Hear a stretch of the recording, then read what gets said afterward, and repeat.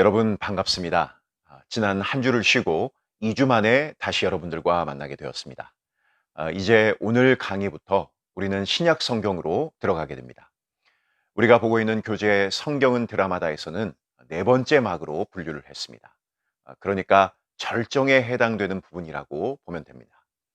이제 모든 갈등과 문제들이 극적인 한 사건으로 인해 해결되고 풀어져 가면서 이 드라마의 마지막을 향해 서서히 달려가게 될 것입니다. 한마디로 가장 중요한 부분을 보는 겁니다. 지금까지 차근차근 강의를 잘 들어왔던 청년들뿐만 아니라 그동안 띄엄띄엄 강의를 들었던 우리 청년들도 새로운 마음으로 성경이라는 장엄한 드라마의 클라이막스를 함께 확인하고 그 감동과 기쁨을 다시 마음에 새겼으면 좋겠습니다. 얼마 전 영국 프리미어 리그에서 2019-20 시즌 올해의 골로 손흥민 선수가 작년 12월 8일 번리전에서 70m를 질주해 넣었던 바로 그 골을 선정했습니다. 축구에 대해 잘 모르더라도 골 넣는 모든 과정을 지켜보면 정말 감탄이 나올 만한 엄청난 골이었습니다. 그런데 아무리 70m를 질주해서 여러 수비수를 제쳤어도 가장 중요한 순간은 어쨌든 골을 넣는 장면입니다.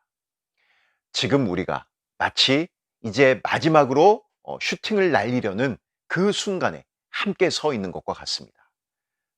비유를 하자면 그렇다는 것이죠. 그러니 중요한 순간만큼은 놓치지 말고 우리 모든 청년들이 함께 했으면 하는 바람입니다. 그런 기대를 가지고 이제 오늘 강의 시작하겠습니다. 성경이 말하고자 하는 핵심 주제를 한마디로 정의하면 하나님 나라입니다. 이것이 가장 포괄적이면서 어느 한쪽에도 치우치지 않고 성경을 바라보는 정확한 안목입니다. 물론 우리 강의에서도 하나님 나라를 중심으로 성경을 보고 있습니다. 그런데 그 하나님 나라는 예수 그리스도 안에서만 온전히 이루어진다는 것이 성경이 말하고 싶어 하는 내용입니다. 그러니까 예수님 없는 하나님 나라란 존재할 수 없다는 얘기입니다. 더 분명히 얘기를 하면 예수님 안에서 하나님 나라가 도래하고 완성된다는 것이죠. 이것이 바로 복음입니다. 복음이란 예수님이 하나님 나라의 회복과 완성을 위해 이 땅에 오셔서 이루신 모든 일들을 가리킵니다. 그것이 곧 좋은 소식인 것이죠. 마침내 그분 안에서 하나님의 새 시대가 시작되었다는 소식이 복음인 것입니다. 그리고 그 내용을 담고 있는 성경이 신약 성경의 처음 네 권인 마태, 마가, 누가, 요한복음입니다. 그래서 우리가 예수님을 알기 위해서는 반드시 복음서를 중심으로 살펴봐야만 합니다. 그런데 복음서가 예수님에 대한 내용을 담고 있기 때문에 마치 현대에 쓰인 위인전기처럼 이해하고 바라봐서는 안 됩니다. 우리가 일반적으로 생각하는 위인전기는 어떤 방식으로 쓰여지게 되죠? 한 사람의 출생과 성장, 그리고 그 속에서 어떤 생각의 변화를 가지고 발전해 나가는지 그 과정을 추적해 가는 것이 대부분의 방식입니다. 하지만 복음서는 이와 다릅니다. 당시 고대에는 비오스라고 불리던 전기의 한 장르가 있었는데 보통 한 사람의 가르침을 둘러싼 핵심적인 사건들을 중심으로 쓰여지는 방식입니다. 복음서가 그와 유사하다 이렇게 이해를 하면 됩니다. 예수님을 중심에 두고 예수님이 말씀하시고 행하신 일 그리고 그와 관련된 사건들이 기록되어 있습니다. 그리고 우리는 여기에서 한 걸음 더 나아가 복음서를 통해 예수님이 누구이신가 바로 여기에 초점을 두고 살펴봐야 하겠습니다. 앞서도 밝혔지만 예수님의 사역은 전부가 하나님 나라라는 핵심 주제로 우리를 인도합니다. 예수님이 공생의 기간을 시작하시면서 밝힌 첫 말씀도 때가 찼고 하나님의 나라가 가까이 왔으니 회개하고 복음을 믿으라 라는 말씀이었습니다. 그리고 누가복음 4장 43절에서는 하나님 나라의 복음을 알리는 목적을 성취하도록 보내심을 받았다고 정확히 밝히십니다. 뿐만 아니라 마지막으로 부활하신 후 승천하시기 직전까지도 하나님 나라의 일을 말씀하셨습니다. 이렇듯 예수님의 생애는 온통 하나님 나라와 맞닿아 있었습니다. 그렇다면 당시 유대인들에게도 하나님 나라는 중요한 주제였을까요? 답은 그렇다입니다. 아니, 매우 그렇다라고 표현하는 것이 더 정확할 것입니다. 이것은 지난 시간 신구약 중간기를 통해 그렇게 될 수밖에 없었던 역사적 배경을 우리가 확인한 바 있습니다. 유대인들 모두는 열렬히 하나님 나라를 사모하며 기다렸습니다. 여기에는 바리새파, 에세네파, 사두개파, 그리고 열심당으로 나뉘어 하나님의 나라를 준비하고 살아가는 방식, 그 모습들은 달랐지만 그들 모두는 공통적으로 하나님 나라를 간절히 소망했다는 것입니다.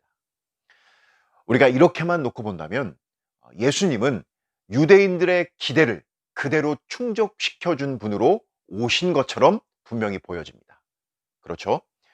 마치 소비자의 니즈를 기업이 정확히 파악해서 완벽한 제품을 짠 하고 내놓은 것처럼 예수님의 등장은 꼭 그렇게 보였다라는 것입니다. 하지만 문제는 무엇이었을까요? 예수님은 유대인들이 원하던 어떤 방식으로도 오지 않으셨다는 점입니다. 그들이 전혀 생각하지 않던 모습으로 오셔서 완전히 다른 길을 걸어가셨던 것입니다. 대표적으로 예수님이 광야에서 40일을 금식하신 후 사탄에게 시험을 받으시는 장면을 생각해 볼 수 있습니다. 이 사건은 분명 영적인 전투에 대한 이야기가 맞지만 하나님 나라라는 관점에서 당시 유대인들이 고대하던 메시아의 모습이 어떠했는지에 대한 그러한 모습으로 접근해 볼 수 있다는 것입니다. 그러니까 사탄의 요구들 속에 유대인들이 고대하던 메시아에 대한 모습이 담겨져 있었다는 것이죠. 만약 예수님이 사탄의 요구대로 돌들을 떡덩이로 만들어 보였다면, 그리고 그러한 능력들을 사람들에게 계속해서 보여줬다면 대중적인 인기를 얻는 그러한 민중적인 메시아가 될 수 있었을 것입니다. 또 성전 꼭대기에서 뛰어내렸음에도 기적적인 방식으로 털끝 하나 다치지 않는 모습을 보였다면 사람들은 단번에 예수님에게 매료되어 위대한 메시아를 연호하며 즉각적으로 따랐을지도 모릅니다. 그리고 사탄에게 엎드려 경배하라는 요구 속에는 정치적인 메시아에 대한 기대가 담겨져 있습니다. 즉, 당시 유대 땅을 다스리던 로마의 세력에 저항하여 군대를 일으켜 그들과 맞서 싸워 왕자를 차지하게 된다면 이것이야말로 유대인들에게 가장 이상적인, 또 통쾌하고 바라던 그런 모습이었을 것입니다. 그러나 예수님은 이 모든 방식을 거부하십니다. 예수님은 그런 방식으로 하나님 나라의 성취를 위해 오신 것이 아니었던 것이죠. 예수님은 겸손하고 낮은 자리에서 섬기셨으며 모든 고난을 다 받으시면서까지 자신을 내어주시는 사랑의 방식을 택하시고 그 길을 걸어가심으로 하나님 나라를 드러내 보이십니다. 예수님이 하나님 나라가 가까이 왔다는 이 기쁜 소식을 전하신 방식은 그렇게 복잡하지 않았습니다. 회개하고 믿으라 라고 요청하신 다음 그저 나를 따라오라 이렇게 말씀을 하셨습니다. 이것은 세상의 거짓된 가치관에서 돌아서서 하나님 나라의 실제와 그 존재를 받아들여라 라는 의미입니다. 그리고 전적으로 예수님을 따르고 충성하기를 원하셨던 것입니다. 왜 그랬을까요? 이 세상은 오직 하나님의 나라와 사탄이 지배하는 그의 나라만이 존재하기 때문에 그렇습니다. 중간지대에 대충 발 한쪽씩을 걸쳐 놓을 수 있는 그러한 성격이 아니라는 것이죠. 그렇게 예수님을 따랐던, 세상에서 돌이켜 이제 예수님을 믿는, 철저히 따랐던 그 무리들, 그 제자들로 인해 하나님 나라의 공동체가 형성이 됩니다. 이제 예수님은 그들과 함께 하시면서 자신이 하나님 나라의 메시아이심을 다양한 구원의 능력을 드러내 보이심으로 나타내 보여주십니다. 귀신을 쫓아내시고 각종 병을 고치실 뿐만 아니라 심지어 죽은 사람도 살리시는 놀라운 일들을 행하시죠. 예수님이 귀신을 쫓아내셨다는 것은 그분이 메시아로서 하나님이 기름 부으신 왕이라는 분명한 증거가 됩니다. 그래서 마가복음에는 예수님의 첫 번째 기적으로 더러운 귀신을 쫓아내는 일을 기록하고 있습니다. 또한 수많은 병을 고치시는 예수님의 모습을 우리는 볼 수 있습니다. 이것은 메시아를 통해 하나님의 나라가 임했다는 구약 선지자들의 예언이 성취되는 모습이라고 할 수 있습니다.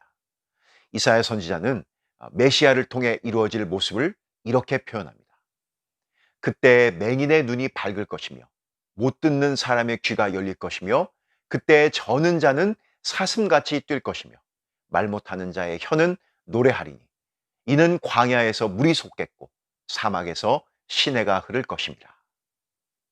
그리고 예수님은 이 이사야 선지자의 예언을 그대로 인용하시는 것을 마태복음 11장 5절에서 6절 말씀까지 해서 확인할 수 있습니다. 심지어 죽은 자를 살리셨다는 것은 메시아를 통해 죽음까지도 정복하시는 하나님의 권능을 보이신 것입니다. 그런데 여기에서 우리가 중요하게 생각할 것은 예수님은 모든 귀신 들린 자를 쫓아내지 않으셨다는 것입니다.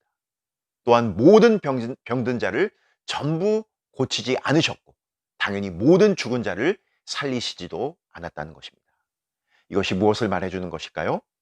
하나님 나라가 이미 시작되었지만 아직 완성되지 않았음을 보여주는 것입니다. 즉 하나님 나라의 모습이 얼마나 위대하고 놀라운지를 살짝 맛볼 수 있도록 하신 것이죠. 우리 교재에서는 새롭게 된 우주를 살짝 엿볼 수 있는 창문 같은 것이다, 이렇게 표현을 했습니다. 제가 좀 더 쉽게 표현을 하면 우리가 마트에 가면 시식하는 코너가 있죠. 시식 코너에서 맛을 보고 구입을 하라는 것입니다. 그런데 시식하는 자리에서 제품 하나를 다 먹도록 하는 경우는 없습니다. 마치 그와 같이 예수님이 행하신 모든 기적들을 통해 그것을 바라보면서 우리는 완성된 하나님의 나라가 어떠한 곳인지를 기대하고 바라봐야 한다라는 것을 성경이 우리에게 말씀해주고 있다는 것이죠.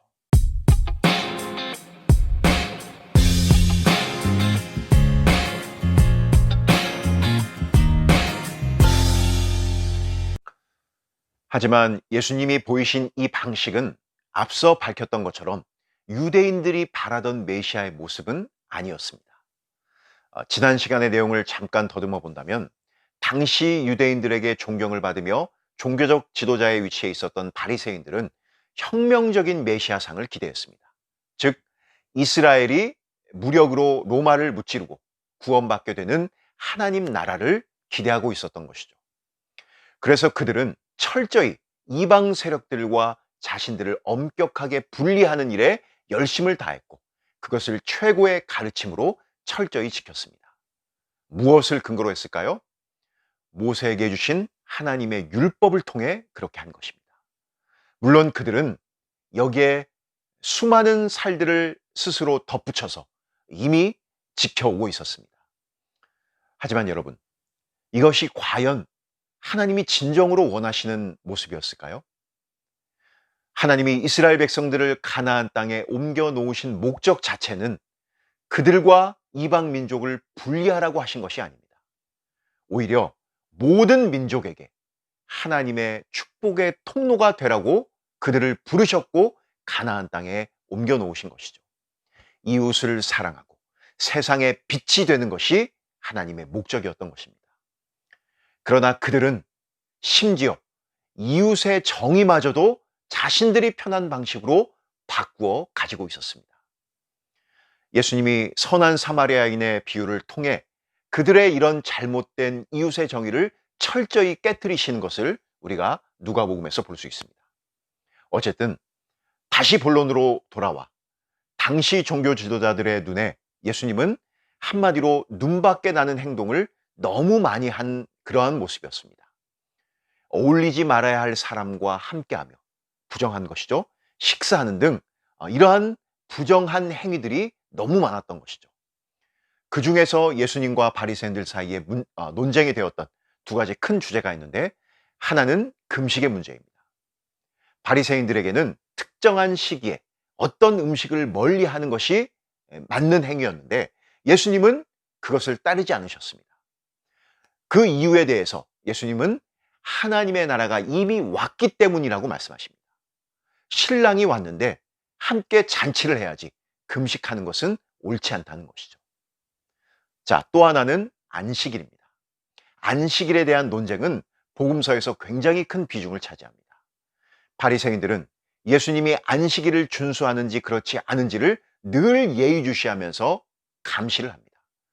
하지만 예수님은 그들의 어떤 기대와는 전혀 다른 모습을 보이죠. 이유는 간단합니다. 예수님이 바로 안식일의 주인이십니다. 즉, 바리새인들은 다가올 하나님의 나라를 준비하는 차원에서 안식일을 바라봤기 때문에 예수님이 오심으로 이미 임한 하나님의 나라는 보지 못했던 것입니다. 그것이 바로 그들의 가장 큰 문제였던 것입니다. 바리새인들과 달리 예수님은 하나님 나라 공동체에 누구나 속할 수 있음을 분명히 보여주십니다. 여기에는 가난한 자, 병든 자, 소외된 자, 이스라엘 안에서 무시받고 천대받던 사람이 모두 포함이 됩니다. 예수님의 말씀처럼 예수님이 오신 목적은 의인을 위해서가 아니라 죄인을 위해 오신 것입니다. 누가복음을 보면 예수님이 특별히 관심을 기울인 네 그룹이 나오는데 바로 죄인들, 세리들, 창녀들, 그리고 가난하고 병든 자들입니다. 이들의 공통점이라고 한다면 당시 유대 사회에서 철저히 주변부에 속해 있었던, 소외당하던 그러한 사람이었다는 점입니다. 예수님은 바로 이들과 함께 하시며 식사하시고 그들의 병을 고쳐주셨습니다. 여기에서 분명히 당시 유대인들이 가지고 있었던 하나님 나라의 모습, 메시아상과 예수님이 보여주신 실제 하나님 나라의 모습과 메시아상이 얼마나 큰 차이를 보이고 있는지를 분명히 확인할 수 있습니다. 예수님이 행하신 중요한 사역 중 하나가 말씀을 선포하신 일입니다. 바로 하나님 나라가 어떠한지를 설명해 주셨는데 대개의 경우 비유로 말씀하신 것을 우리가 발견하게 됩니다. 이렇게 비유로 말씀하심으로써 예수님의 말씀을 믿음으로 받아들이는 사람들에게는 이 비유들이 예수님 안에 나타난 하나님 나라의 본질을 이해하도록 도와주었지만 반대로 믿지 않는 사람들에게는 그 진리가 철저히 감추어지는 그런 역할을 합니다. 예수님이 비유로 하신 말씀을 종합해서 하나님 나라의 비밀을 총 4가지로 우리 책에서는 요약 정리했습니다. 첫째로, 하나님 나라는 한꺼번에 오지 않는다는 점입니다. 유대인의 기대 속에는 하나님 나라가 완전한 형태로 즉각적으로 도래할 것으로 생각을 했지만 사실은 그렇지가 않았다는 것이죠. 씨 뿌리는 비유, 또 가라지 비유를 통해서 현재의 하나님 나라는 복음의 씨를 뿌린다는 점에 초점을 맞추어 놓고 있다면 미래에는 그 곡식이 자라는 것, 그리고 거기에 있는 가라지를 골라내는 것을 말씀해 주고 있습니다. 또한 겨자씨와 누룩의 비유에서 발견할 수 있는 사실은 현재의 하나님 나라는 작고 미미해 보이지만 미래에는 너무 크고 훌륭해 도저히 감당할 수 없는, 무시할 수 없는 정도에 이르게 될 것을 보여주십니다. 두 번째로, 현재에는 하나님 나라가 저항할 수 없는 권능으로 오지 않는다는 사실입니다. 이것은 첫 번째와 마찬가지로 유대인들이 강력하게 기대하던 사고를 뒤엎는 것이었습니다. 여기에는 다니엘서 2장의 말씀을 통한 기대가 숨겨져 있었습니다. 다니엘이 느부갓네살 왕이 꾼 꿈을 해석하면서 꿈속에 거대한 신상, 이것은 장차 역사 속에 등장할 세상 나라들을 상징합니다. 그 거대한 신상이 손대지 아니한 돌, 곧 하나님 나라로 인해서 산산조각 났던 것처럼 하나님은 모든 적들을 이렇게 통쾌하게 쓸어버리시면서 누구도 대항할 수 없는 강력한 힘으로 하나님 나라를 이루실 것이다라고 예상을 했던 것입니다. 그러나 예수님은 막강한 힘이 아니라 말씀을 가지고 오셨습니다. 그것을 거부할 수도 있었고 그렇게 하고도 아무런 해를 받지 않는 것처럼 보이는 그러한 모습으로 오셨던 것입니다. 세 번째는 두 번째와 연결이 되어지는데 하나님 나라의 마지막 심판은 미래의 일로 유보되었다는 사실입니다. 즉각적인 심판과 형벌이 주어지는 일이 초림의 예수님 때에는 나타나지 않았다는 것이죠. 양과 염소를 분리하는 비유, 종들에게 돈을 맡긴 주인이 정산하기 위해 돌아온다는 그 비유, 달란트에 대한 비유, 이 모든 것들이 하나님 나라가 최종적으로 도래할 그때에 임할 심판이 어떠한지를 우리에게 보여주고 있는 것입니다.